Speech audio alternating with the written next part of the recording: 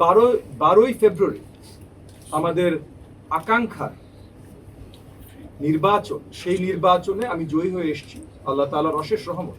কিন্তু সেই জয়ের মধ্যে জয় পাবার আগ পর্যন্ত অনেক চড়াই উতরাই আমাদের পার হতে হয়েছে। আমাদের প্রতিপক্ষ যারা ছিলেন তারা বিভিন্নভাবে অনেক প্রচেষ্টা করেছেন, চালিয়েছেন কেন্দ্র দখল করা। প্রথমেই ধন্যবাদ জানাই আইন শৃঙ্খলা বাহিনী, আর্ম ফোর্সেস যারা টহলে ছিল তাদের সকলকে, কারণ তারা সকল দায়িত্ব সঠিকভাবে পালন করেছে। কিন্তু আইন শৃঙ্খলা বাহিনীর পৌঁছাবার আগে বা আর্ম ফোর্সেস পৌঁছাবার আগে কিছু জায়গায় আমাদের নেতাকর্মীদের বিরুদ্ধে ভীষণভাবে হামলা হয়।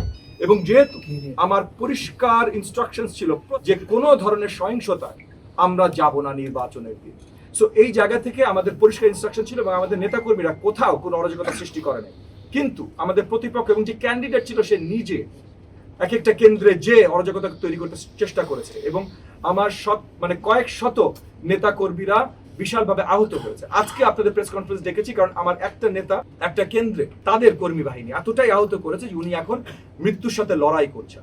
এবং বাকি যারা আহত হয়েছে আজকে আপনারা এখানে দেখতে পারেন, অনেকেই যারা আসতে পেরেছেন, অনেকে হাসপাতালে এখনো আছেন, কিন্তু যারা কিছু দূর সুস্থ হয়েছেন, আসতে পেরেছেন, তারা এক্সরে রিপোর্ট থেকে শুরু করে কোন হাড্ডি ভেঙেছে, কি ভাবে তারা আহত হয়েছে, রিপোর্ট শুদ্ধ এখানে তারা এসে পৌঁছেছে। যারা আসতে পেরেছে অনেকে এখনো হসপিটালাইজড আছে। হায়দার আলী সাহেবের উপরে যখন আক্রমণ হয়েছে তখন ভোট কেন্দ্রের ভিতরে গুনতি চলছে এবং তারা হয়তো ইন্টারনালি খবর পেয়েছে যে আমরা এগিয়ে আছি। সেই জায়গাটায় আক্রমণ করে বা ভোট সেন্টার দখল করে ওই ভোট গণনা যেন তারা উলট পালট করতে পারে সেটার একটা প্রচেষ্টা। যে আমার প্রতিপক্ষ যেহেতু কয়েকটা মাদ্রাসা পরিচালনা করেন, সেই মাদ্রাসার ছাত্রগণ হতেই পারে, কিন্তু পরিচিত চেহারা না, এরকম অনেক জায়গায় ছিল, অনেকগুলো সেন্টারেই ছিল।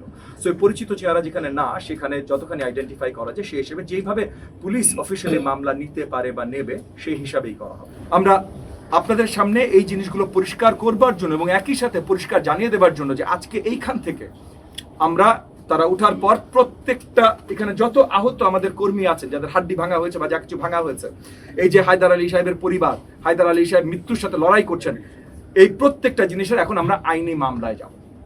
প্রত্যেকটা থানায় মামলা দেয়া হবে এবং কতগুলোতে সেন্টারে তখন প্রতিপক্ষ ক্যান্ডিডেট দাঁড়িয়ে অর্ডার দিয়েছে, সে দাঁড়িয়ে ওইখানে দাঁড়িয়ে অর্ডার দিয়েছে এই হামলা করবার জন্য।